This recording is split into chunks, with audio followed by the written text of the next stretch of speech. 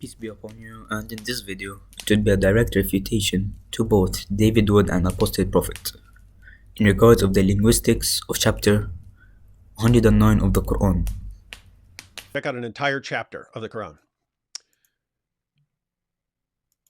In the name of Allah, most gracious, most merciful, say, O ye that reject faith, I worship not that which ye worship, nor will ye worship that which I worship, and I will not worship that which ye have been wont to worship, nor will ye worship that which I worship. To you be your way, and to me mine.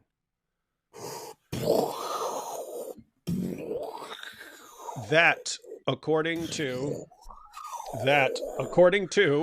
Sajid and Farid is so absolutely amazing that no one can write anything like. Our opponent here offers no direct objection for us to answer, but when there is a response, their only argument will be laughs.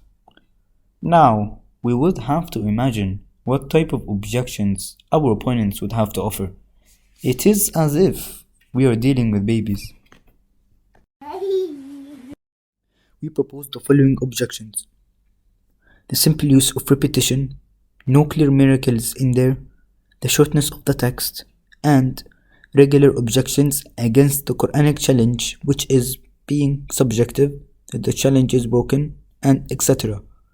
In this video, we will address the first three claims. As for the fourth one, we would reference back to our other videos we made against such claims that are divided into three parts to refute each one of these objections. The simple use of repetition is a common thing in poetry, and especially in the Arabic language. Musa Rababi'a writes in his book At-Tikrar fi al-Sha'r al-Jahili, page number 170. And it isn't possible that repeated words can be used as proof for the weakness of the level of poetry of the poet. Rather, it is from the instruments that poets use to enhance the reading of the reader. He then goes on by listing examples of pre-Islamic poets' use of repetition in their poetry lines, which is Umar al-Qais and Aws ibn Hajar.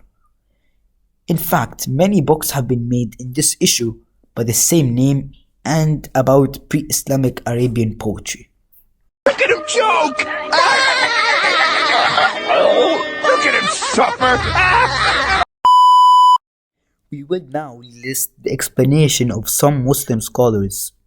Al-Qurtubi states in his tafsir, chapter 109, then he said, nor do you worship what I worship, with repetition of the word without its meaning.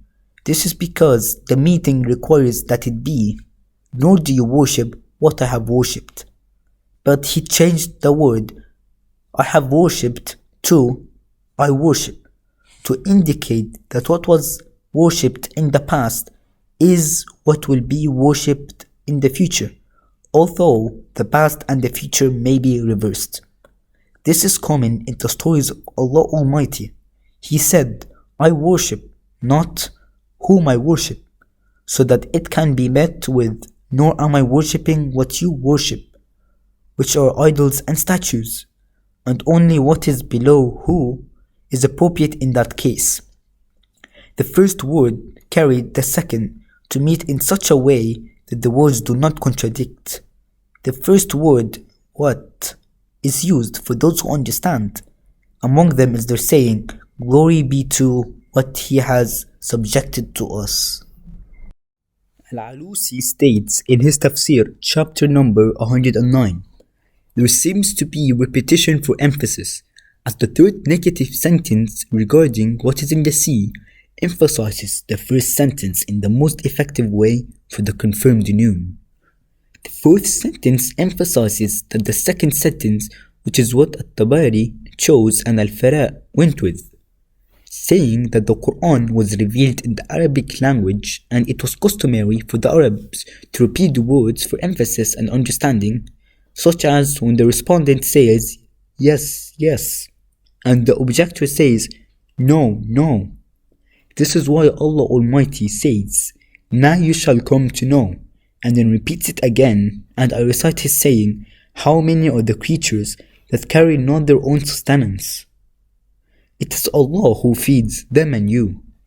This is something known in language that repetition isn't necessarily a bad thing. I mean, even kids learn this at school.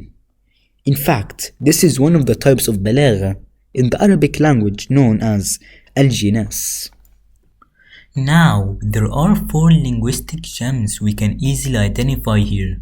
Firstly, that the chapter is part of the Qur'an, meaning it goes out of the natural wording of the Arabs.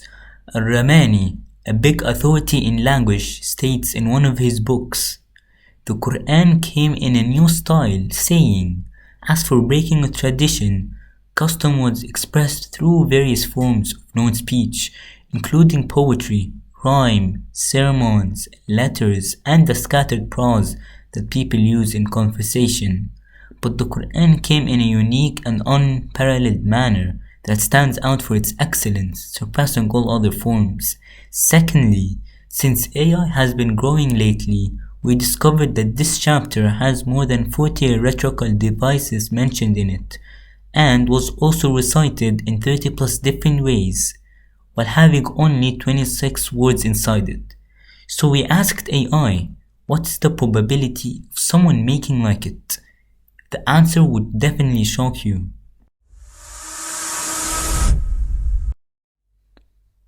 The third linguistic gem mentioned in this verse, it is the use of the vowel mad for Allah, but not for what the pagans worship. Although simple, it marks a big difference of what they associate with Allah, that it would never be recognized as a deity and would be rejected. This idea, however, isn't recognized in the New Testament. John chapter 4 verse 22, "You Samaritans worship what you do not know. We worship what we do know, for salvation is from the Jews." In the Greek language, the word what used is the same for both deities. The fourth linguistic gem appearing here is when the Qur'an is talking about the Muslim God, it uses the present. But when it refers to polytheists, it uses both past and future.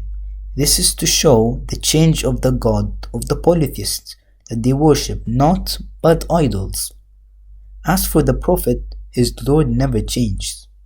This has classical precedents as shown by Ibn Ashur in his book Tahrir wa Tanwir.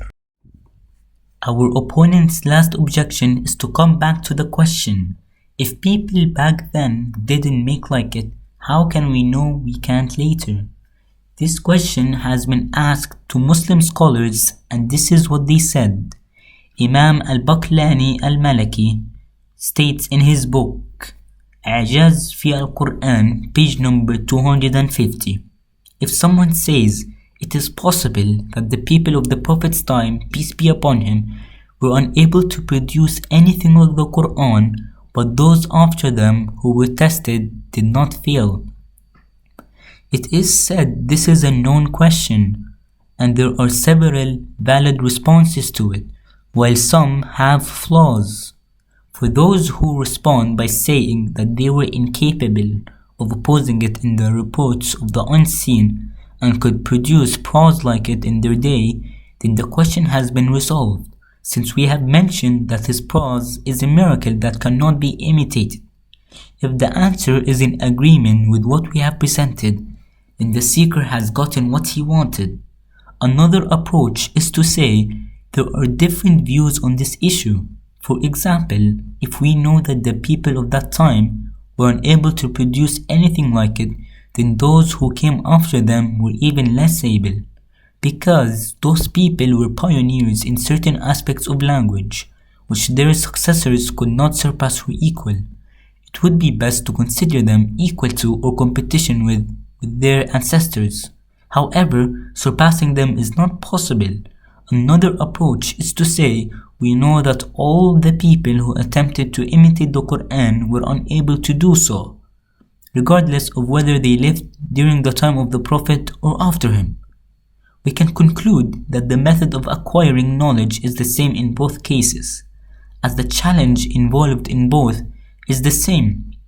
They both competed on equal footing and the standards, and expectations remain consistent. That is why Allah said, "Say, O Prophet, if all humans and jinns were to come together to produce the equivalent of this Qur'an, they could not produce its equal, no matter how they supported each other."